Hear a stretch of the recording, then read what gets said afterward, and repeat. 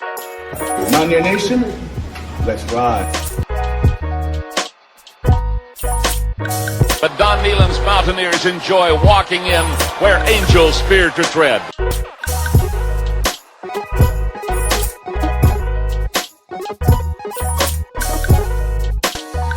As the hills of West Virginia resound with the sounds of Golden Blue football.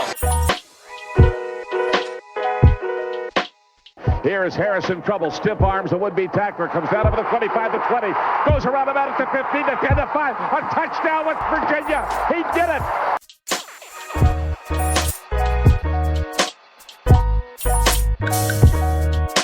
Takes the Slater one-on-one with the defender. Look at Pat White. West Virginia football. You know what that's about. They don't know what it's about. West Virginia football. Football or table. Let them know. Leave no doubt tonight.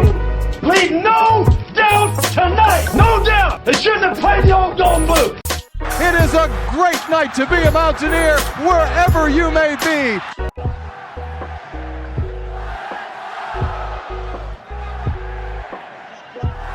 And now, the show brought to you by Mountaineer fans for Mountaineer fans, the Country Roads Webcast. What's going on, Mountaineer Nation? Welcome into Season 5, Episode 149 of the CRW Podcast, our Kansas State Preview and Predictions Edition. As always, I'm your host, Jorden Cruz, and we're going to dive in on the Mountaineers matchup with the Wildcats here in the 11th game of the WVU football season, the penultimate game of the 2022 season, if you will. Going to be senior day for the Mountaineers as 4-6 West Virginia, who is now 2-5 in conference, takes on Kansas State, who is currently ranked 17th in the AP and 15th in the college football poll. They're 7-3, 5-2 in conference on the season, controlling their own destiny in order to reach the Big 12 championship game Saturday, November 19th. Kickoff coming at 2 p.m. It's going to be on ESPN Plus, and we'll dive in on the matchups there offensively, defensively, and get to our prediction as we get throughout this episode. But before we get into all that, of course, let's kick it off the way we always like to here with a little bit of off-topic babble.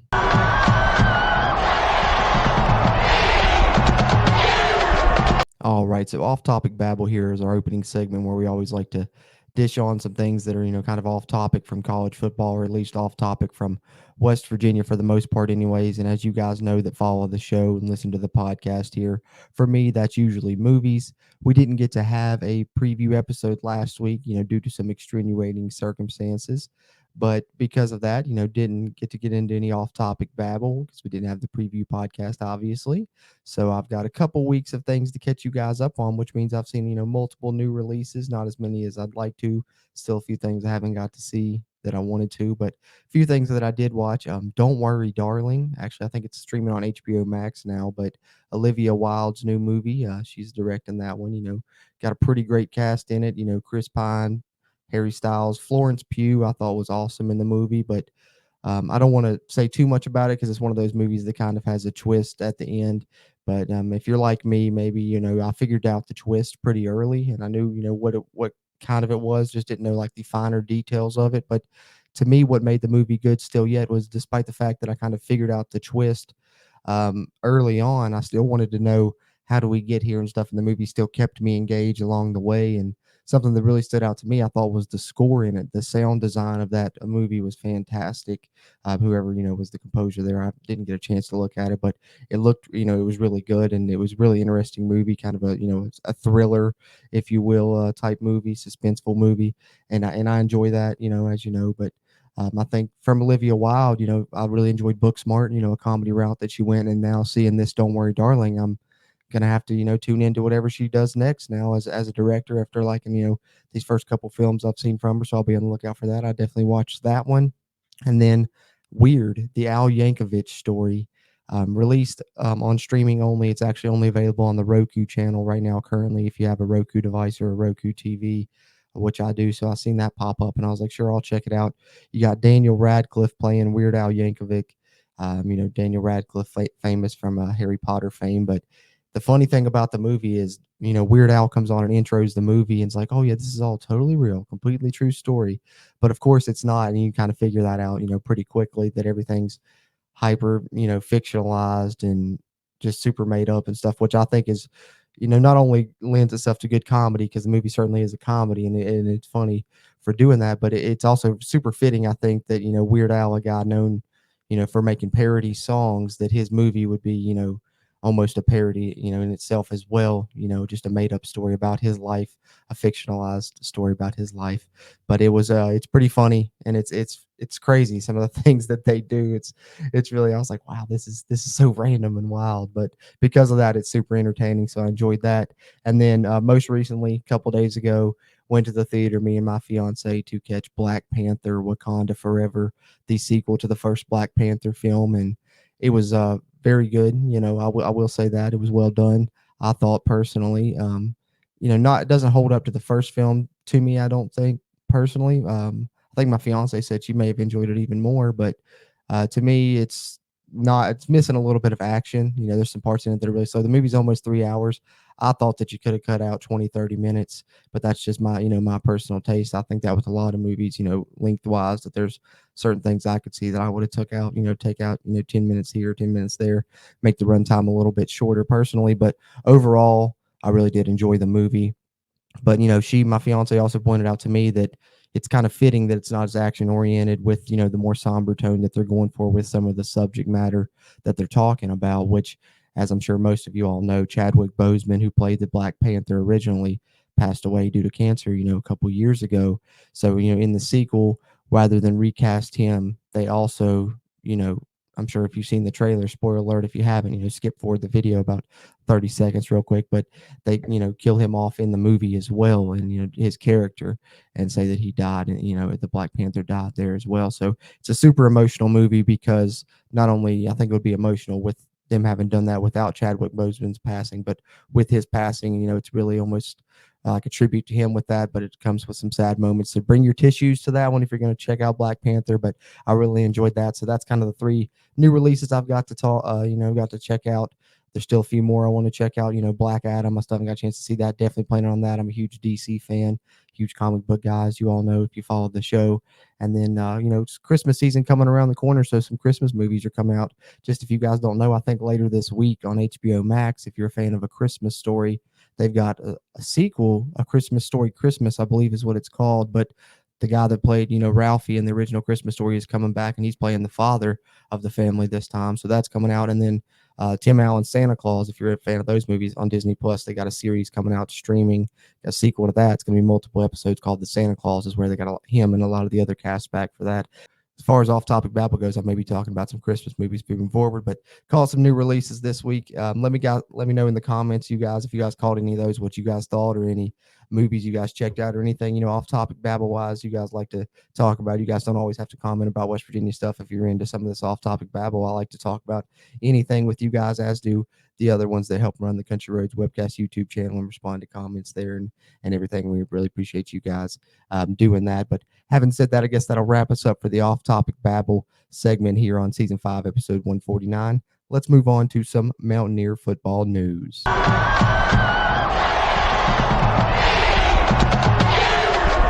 Man, you guys, Mountaineer football news this week. I just really don't know what we've got to talk about. Could you guys think of anything at all that we have to talk about in Mountaineer football news this week? Man, beats me. No, I joke, just because, in case you've been living under a rock, some pretty huge, WVU, not only WVU football news, but I guess WVU sports news in general, you could classify this under. But the big piece of news, of course, Shane Lyons out as West Virginia athletic director. They wanted to move in a different direction, asked him to take a different position within the university. He denied, so he is out completely. Rob Alsop, who is, one of Gordon Gee's kind of right-hand men there within the athletic department, or within the university, I guess I should say, named interim athletic director. They are expecting to try and get a new hire in place, a full-time hire, in 3 to 4 weeks. Alsop said he's not going to be a candidate for the position. They have employed search firm Turnkey ZRG to help them with these searches to try and find the new athletic director. They did comment as far as, speculation among the coaching staff. I know that's one thing everybody has talked about throughout the season. And then, of course, with the movement of the athletic director coming, that's going to pop up as a talking point as well. But they did say Neil Brown is safe for the the remainder of the season. So we will see him coach these final 2 games, and then they said once the new athletic director is hired, evaluation of the football program will be conducted, and they will see in which direction they will move on from that point. So Neil Brown will be the coach for the remainder of this season. Try and get a new athletic director hired in the next 3 to 4 weeks, which the football season, that kind of coincides with the end of the football season. So going to be an interesting few weeks throughout Mountaineer Nation, seeing how this progresses, not only with who West Virginia goes after as an athletic director, but what happens with the coaching staff situation once that hire is made. I think if that hire is made quickly, you're probably going to see a new coaching staff on the field next season in 2023, in my personal opinion. If they're trying to make this athletic director hire as quickly as possible, National Signing Day is December 21st. Ideally, if you're going to make those type of changes, you would love to have the AD and the coach in place before then, but you got to at least have the AD in place before then. So if they hit that 3 to 4 week time frame, I think chances are, in my personal opinion, the speculation now, that Neil Brown will be on his way out as well. But as far as athletic director candidates, there's been a lot of names thrown around. My personal favorite, who I hope the top target is and they go after hard, Rob Mullins from Oregon. He's West Virginia native, been in Oregon for a long time. He turned them down in 2015 when they ended up ultimately hiring Shane Lyons, but who knows, maybe he's changed his mind now and is ready to come home. I think people have brought up Kelly Zinn, who's now at LSU. She was, associate AD here at West Virginia for a long time under Shane Lyons. I'm a little bit more leery of that one just because I think she was the one running a lot of the operations for Shane Lyons, allegedly, and I've even heard, through some people, a friend of ours as well, that she was maybe even the one that gave Neil Brown that contract extension that, of course, was ultimately the nail in Shane Lyons' coffin. So I'm not too sure about that. Whit Babcock at Virginia Tech has also been brought up as a possibility. I'm not too keen on that one as well. His, football coaching hire is questionable at best, right? So I don't know about that as far as that aspect. Mullins definitely my favorite is of those 3 candidates. I believe there's another man named Kevin Miller who's at Georgia who's been brought up. And then there was another man whose name slips me. Our friend Coos over at Coos's Corner did a great video on it detailing athletic director candidates. Hop over to his YouTube channel and check out that video. If you listen on the audio side, hop on the YouTube side. Not only subscribe to Country Roads Webcast, but check out Coos's Corner for some great Mountaineer football content. But he did a great video detailing some candidates. I'm planning to, do some more videos moving forward in the future here on our YouTube channel. We've got a couple up as well you can check out for more extensive thoughts on the athletic director situation and what may happen moving forward. But other than that, in Mountaineer news, that's of course the one big piece of news. But James Gamitter has also announced his retirement from football. We know he's been away from the Mountaineer football program for the past few weeks, dealing with injuries and personal losses in his personal life. Thomas Rimac has filled in there at the left guard position and performed admirably. But James Gamitter retiring from football despite having a couple years of eligibility left. Garrett Green was honored as Big 12 Offensive Player of the Week for his performance in the win over Oklahoma, as was Casey Legg, honored as Big 12 Special Teams Player of the Week. So the Mountaineers earning 2 Big 12 Player of the Week honors following the victory over Oklahoma. That's big.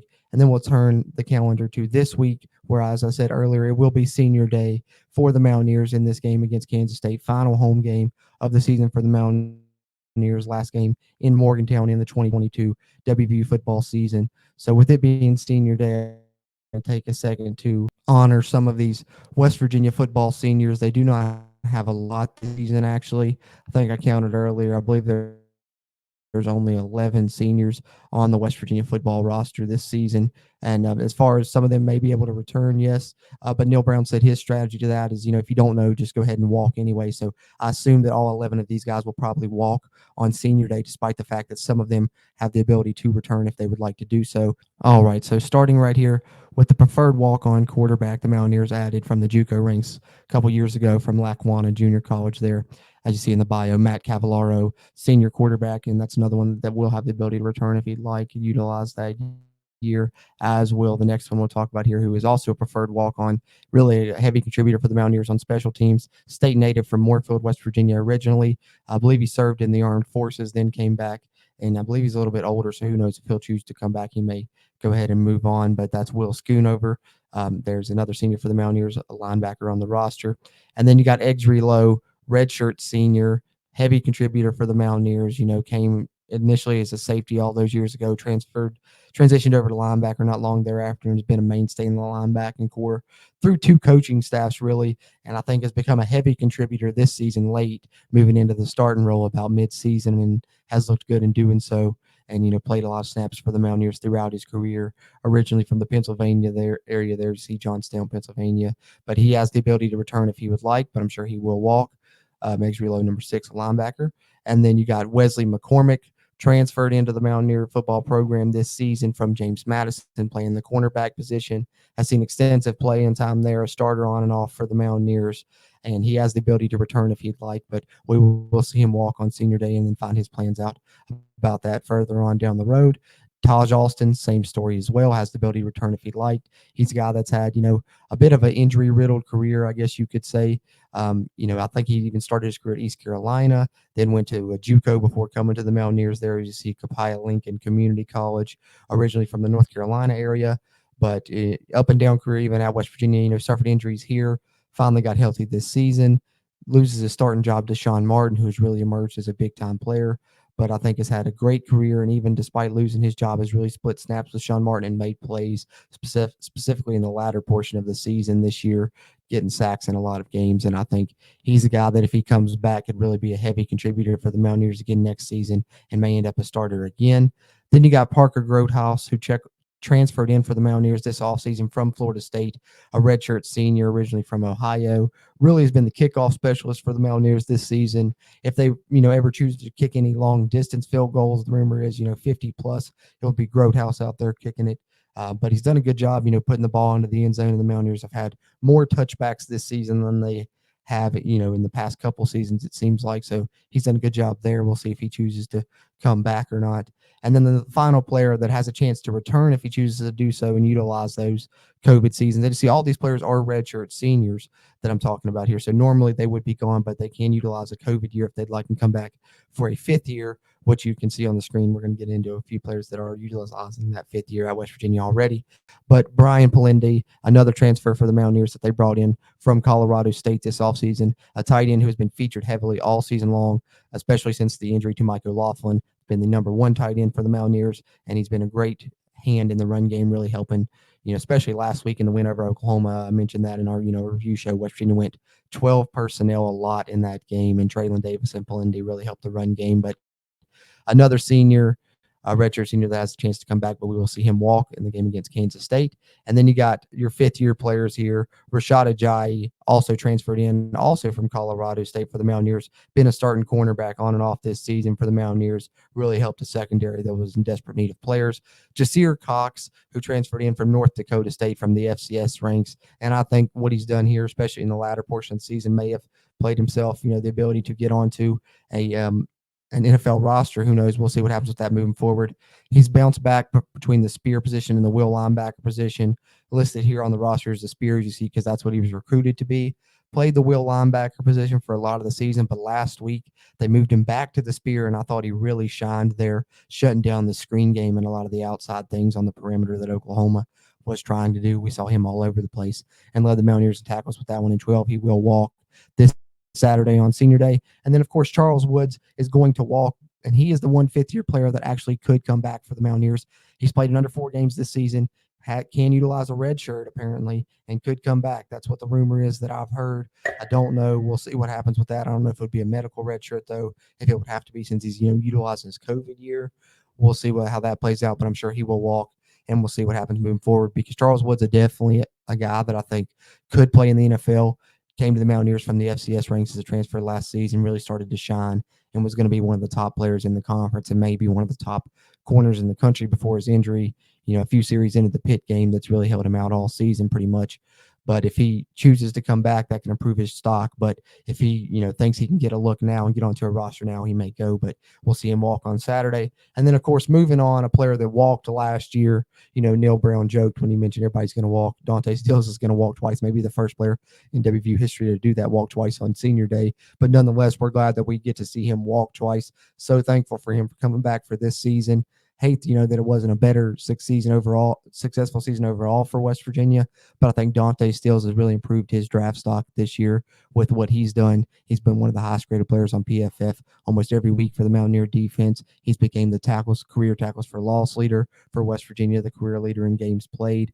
And so you can't say enough about what the Fairmont native did staying home with the in-state university and what the Stills family has done in general at West Virginia. It's going to be sad to see him walk, kind of bittersweet on senior day, but thankful for the career he's had at West Virginia. So definitely just wanted to take a second there and recognize the 11 Mountaineer seniors that you will probably see walk this Saturday in the game against Kansas State on senior day.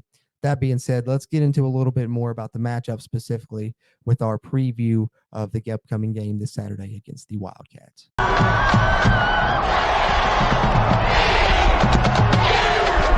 All right, so as I stated in the beginning of the episode, West Virginia taking on 15th ranked Kansas State. If you're looking in the college football playoff poll, I believe they're 17th in the AP poll. Going to be on ESPN Plus Saturday, 2 p.m. Kansas State currently favored by 7.5 points at the time of this recording. Let's talk a little bit about the West Virginia offense. I think that's what we want to lead off with in this game, and then we'll get into the defensive discussion here in a minute.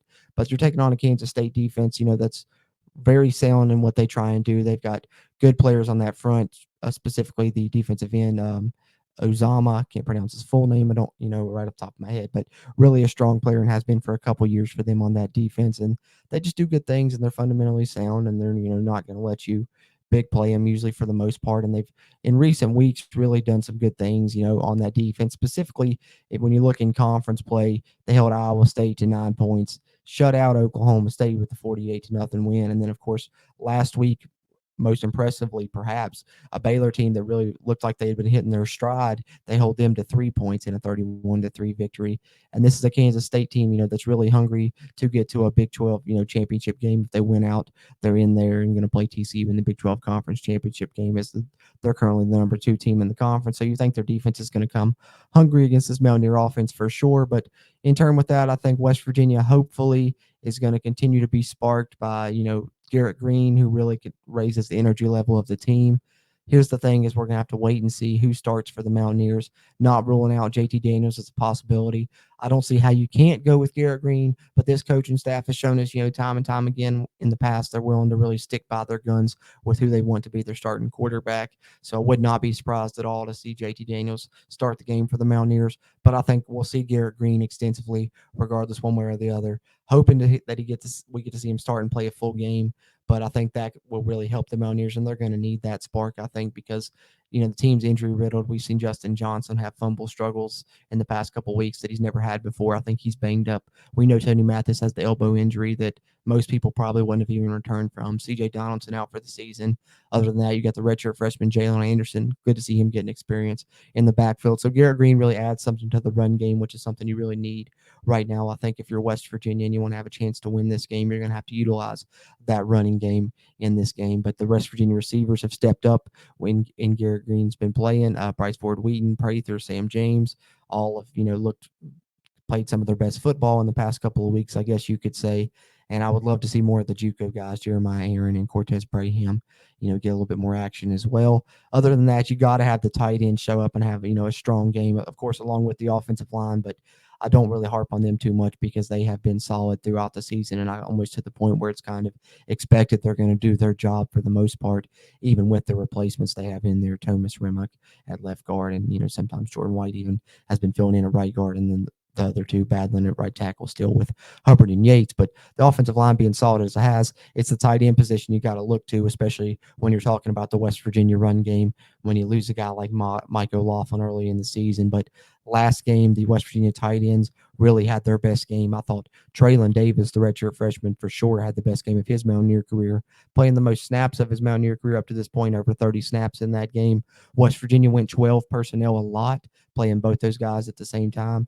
2 tight ends there, and even 22 personnel at times, but mainly a lot of 12 personnel, pistol sets and stuff like that. So I think if Green plays, we'll see more of that, and you're going to have another great performance out of those tight ends for West Virginia to have success against this Kansas State defense. But Kansas State also is going to be prepared for, the West Virginia run game. So I think you ran the ball 53 times against Oklahoma. I don't think you're going to be able to do that against this Kansas State defense that's, going to be looking to stop that running game and stop Garrett Green.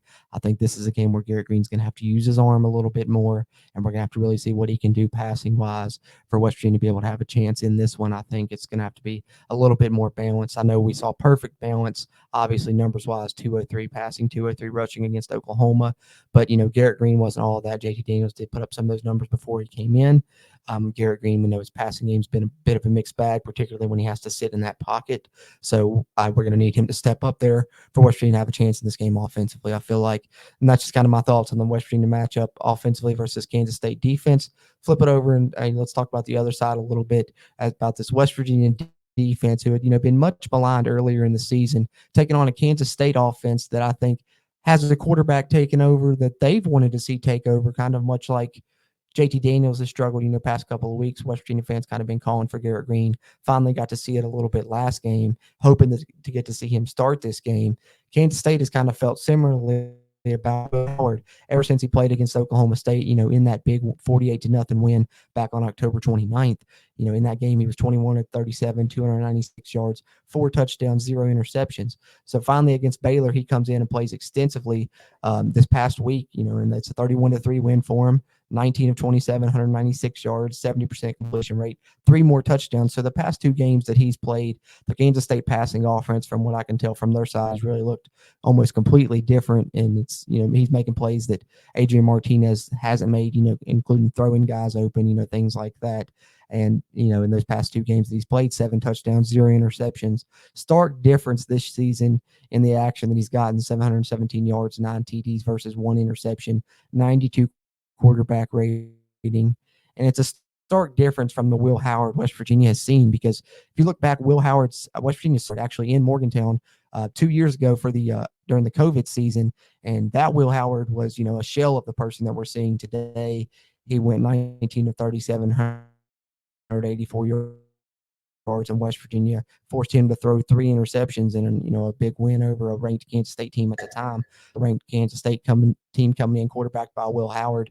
You won that game by 27 points that year. I don't think you're going to have that happen this year. You got to hope that you can just stay in this one and win it at the end, much like you did against Oklahoma. I think would be more likely for West Virginia.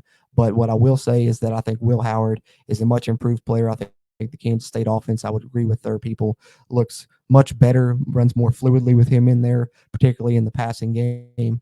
And I think with West Virginia's struggles, the one bad thing about Adrian Martinez being out for the Wildcats is that you are going to face Will Howard, who I think is more of a prototypical pocket passer. Not saying he can't hurt you with the legs as well. He can, but they did some more quarterback run game with Martinez and stuff.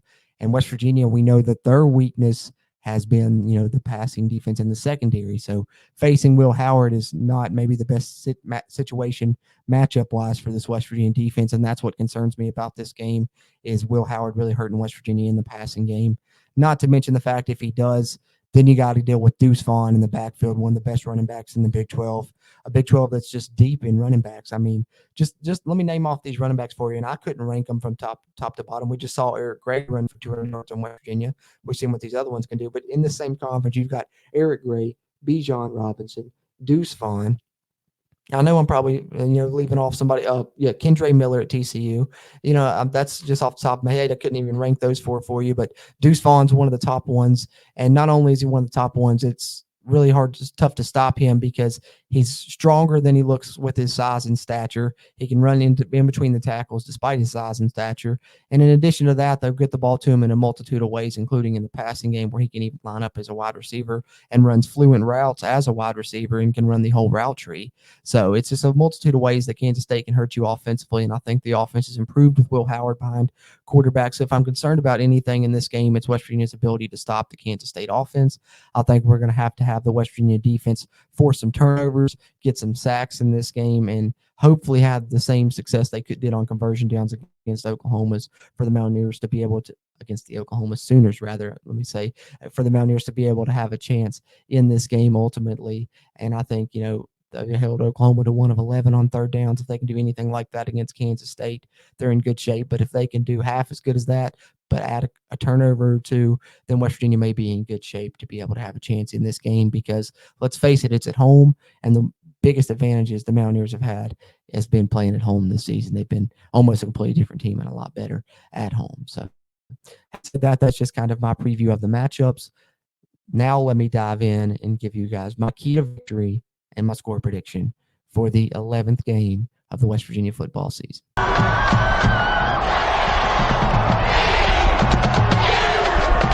All right, so key to victory and score prediction segment here, pretty self-explanatory as you would expect. Going to provide my key to a West Virginia win in this one, and then, of course, my prediction as to if I think they'll be able to pull that off. And in this one, my key to victory, pretty simple. I mentioned it when I was talking about the defense going up against this Kansas State offense. And my key to victory is win the turnover battle. I think for West Virginia on offense, they've got to play smart football, sound football, hopefully be able to ball control a little bit. I think they'll maybe have to make a few more plays in the passing game in this one, but most importantly, you got to protect the rock and not turn it over on offense. And in turn with that, I think the West Virginia defense, I mentioned my concern over the Kansas State passing offense with Will Howard and some of the playmakers that have a receiver, not to mention Deuce Vaughn getting involved there. I'm a little bit concerned about that matchup with the injuries West Virginia has in what was already a struggling secondary. So I think in order to combat that, you have to force some turnovers in this one and hopefully have similar success on conversion downs. But if West Virginia can win the turnover battle, I think they've got a good chance to stay into this game until the bitter end, which I do predict that they will do. But ultimately, I think, Kansas State makes a play late, maybe in that passing game that I'm concerned about, where maybe West Virginia has a breakdown and Kansas State is able to kick a game-winning field goal because, as I said earlier, the spread right now, Kansas State favored by 7.5. So I got the Mountaineers covering that spread, but Kansas State coming away late with a victory, ultimately 31-28. But hopefully I'm wrong, and I think the Mountaineers got a chance here to win this game, win their final home game, give these seniors a win in their final home game at Mountaineer Field and go out on a high note, at least at home in the 2022 season, and hopefully stay alive for bowl eligibility for one more week. But we'll see what happens. That's my thoughts, my key to victory, and my score prediction for this one in the 11th game of the 2022 West Virginia football season.